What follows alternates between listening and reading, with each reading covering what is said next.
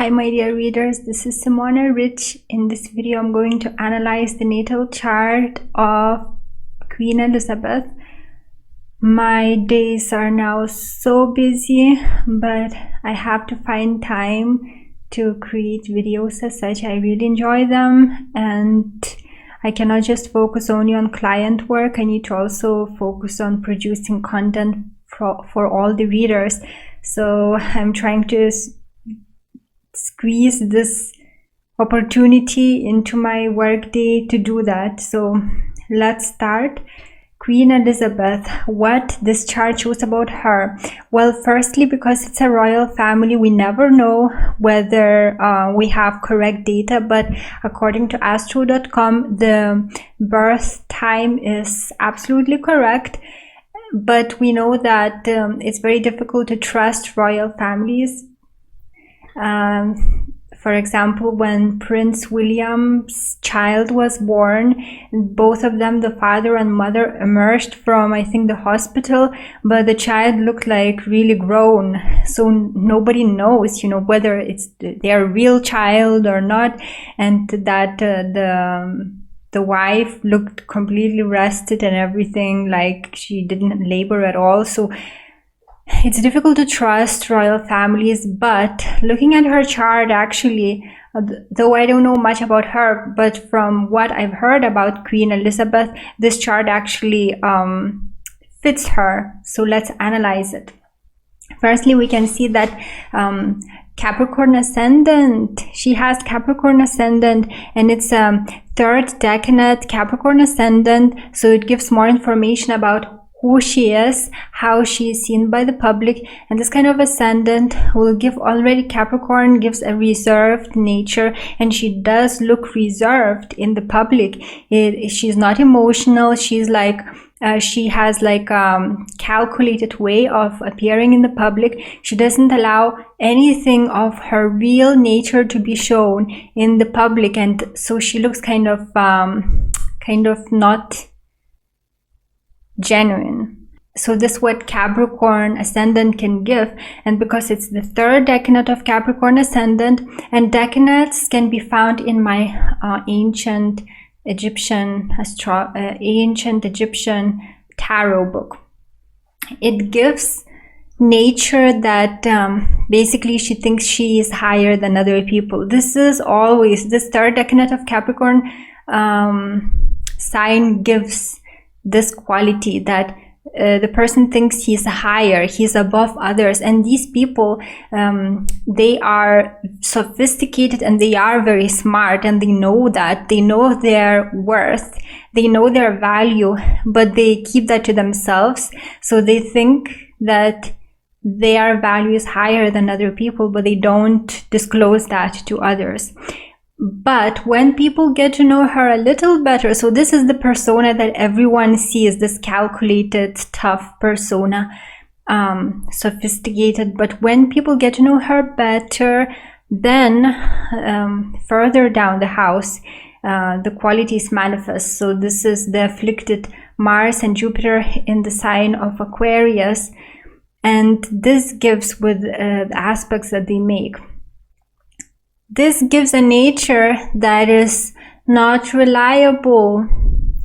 Basically, this gives nature that is extremely stubborn, self-willed, not listening to anyone. So a law unto itself, which is suitable for her. She is an authority. So she would hate being controlled by others. She wants to be totally free and do whatever she wants, and her desires are very weird. I can tell that her goals and desires are not like goals and desires of most people. So she wants to get her desires fast and easily, though she is capable of hard work, but she has that streak in her that she wants things fast, she wants things easy, and she is a very impatient person.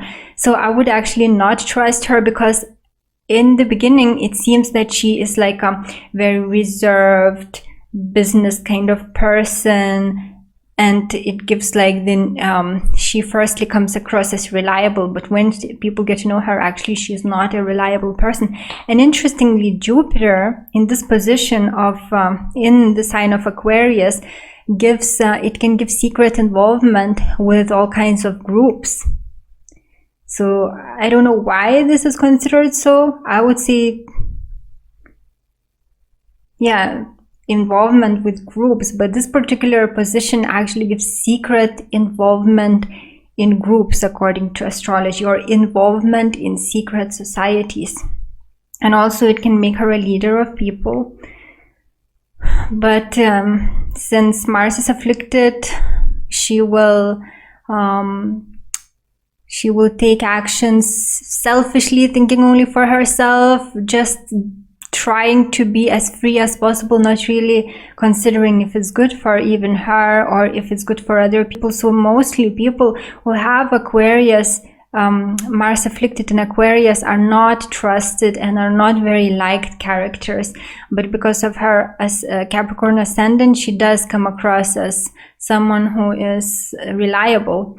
But yeah, when people get to know her, that's not the case. And she also has Venus in the first house. So we can see that Mars in conjunction with Jupiter in the first house already gives so much power. Even though Mars and Jupiter are afflicted in this house, especially because Mars is there, so Jupiter serves as an amplifier. It gives her so much energy and also mental energy, but also because this house is responsible for your body as well, it gives also muscular power. So she is a very powerful lady, and I will also check other aspects for that, and placements for that. But this gives a lot of energy, and also Capricorn gives long life often. So yeah, she's now 94 years old. And Venus, not afflicted, located in the first house, often gives happy family life and good health. But because it's in the 12th sign, it will also give kind of secrets, family secrets, secret family life. Venus in the first house gives happy family life, yet this is also confirmed because the fourth house is ruled by Venus. But even without this rulership, happy family life is indicated when Venus is found in the first house. So this kind of placement, Venus in its strength, will also give her an aspect of personality that is lovable, that is charming. So if she wants, she can turn on that charm, that loveliness in her personality. And also it shows that she's actually capable of sacrificing herself for other people, and she has a side of her that is actually compassionate. And I didn't see that in her, but this is what the chart shows, so that's very interesting. Now also I wanted to tell that the ruler of ascendant, the planetary ruler of ascendant, is both Saturn and also Mars and Jupiter. But Saturn is the stronger ruler because Mars is placed further down in the house. So I would consider Saturn strong ruler, and we can see that it's afflicted, conjuncting midheaven. Basically, because it's afflicted, Saturn is afflicted in Scorpio.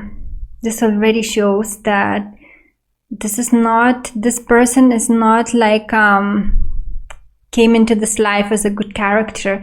And we can see that Mars in the first house is afflicted. So this is a person that is quarrelsome, that has a strong violent streak, and strong controlling streak.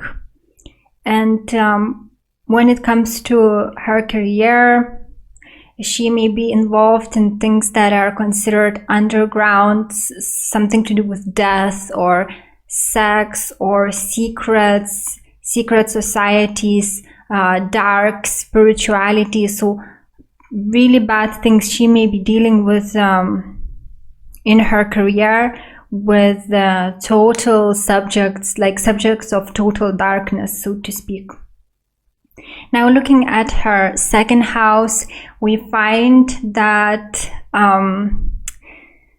she's very sensitive about her possessions, and she is intuitive about how to protect and keep and multiply her resources. This house also indicates that she is in general a very smart, resourceful lady, and because the sun's influence is also there, and also it's separated between it's split between the second and third houses, so it means that she is going to be, if she needs financial support, probably well-known people will support her. That even with this placement, even if a person is poor, they may be able to prosper because people actually want to financially help them. Yet the placement of the sun in this house also means that they are big spenders, and sometimes this kind of, although sun is well aspected, but if it's, for example, an afflicted sun, it could make the person a big spendthrift. Now, the sun is also influencing her third house, which is the house of the mind, and it shows the brightness of her mind, that she's very intelligent, and also we can see that all the mental planets are well connected. So the moon, responsible for emotional intelligence, is connected with her Mercury, and we can see that Mercury is in conjunction with Uranus, which is the higher octave of Mercury. So she is her intelligence is connected with her intuition and her emotions. So she is such a smart person. It would be very hard to deceive this person, and she can be miles ahead in planning and thinking than other people. And also because of Saturn of the Capricorn ascendant, when she's planning, she's going to consider both the past and the future. And though she has an impulsive streak, of course, we can see that Mars in conjunction with Jupiter opposes her moon. Still, she is able to really look ahead than of most people. Now, since her sun is in the sign of Taurus, but also it's influencing Aries, it gives her further energy. So we can see she has Capricorn ascendant, giving her long life, endurance, physical endurance and mental endurance. We have Mars in the first house, giving energy, muscular energy and mental energy. And we have Sun in Taurus, giving again physical energy. This person is very strong, and Sun in Taurus also is good for finances. So these people will be quite materialistic. Comforts will be very important to them, and when they get hold of something, they don't let go if they like it. So this is excellent for accumulation of money and wealth accumulation, fame, being in the public eye, being respected and seen by the public could be on her mind a lot, but mostly it's to do with keeping her resources, gaining material benefits. Now we can see that the sixth house is occupied by Pluto, and we can see that Pluto is in Cancer, which is also not only the sign of family, but the sign of the country also. So rulership of the country is indicated, and she, on a daily basis, she may need to exercise control, which is the case. She is a ruler, and also this placement indicates recuperative powers. So she can work and work and work, and then she still has energy, and actually work and daily habits can energize her. Now, looking at the seventh house, we find an interesting combination indicating that the person she's married to could be royal, because we find Leo there, and the moon in Leo indicates that there is this need to shine in the world, the need to rule, and this especially applies to her other half. So considering other placements, we can find Lilith there in conjunction with Neptune, and Neptune is afflicted. It's opposing the planet Mars. So basically this means that she may actually have many partners, and this is indicated also by Mars being in Aquarius in conjunction with Jupiter already. This means involvement with groups. And then we find Venus in Pisces, which can give promiscuity and just being in love with many people. They don't have this preference of one person usually. And we can find the moon in the 7th house. So this makes it obvious that this person will not be like a one person, so to speak.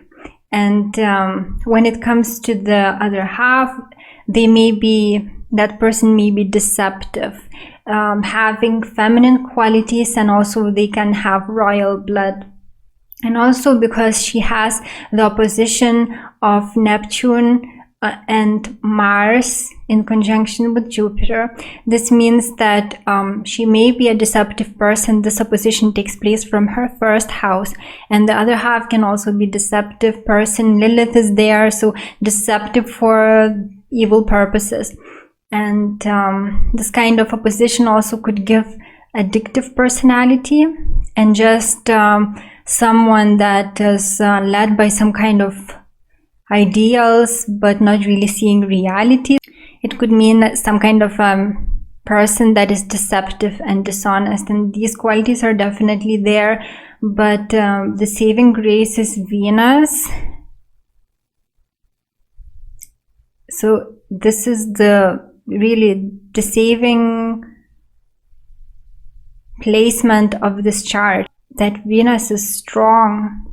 And if she can develop these qualities that are indicated by Venus, just listening to her heart and really deeply caring for humanity, then she can be transformed into a very good ruler. Yet there's a lot of dark qualities that need to be transformed in order for the personality to really be reborn, so to speak. So that's what I can see about this chart. I hope that this was useful, and if you have anything to add about this chart, then or you have any other comments to make, then please do so in the comments below. Thank you for watching. Have a great day. Take care.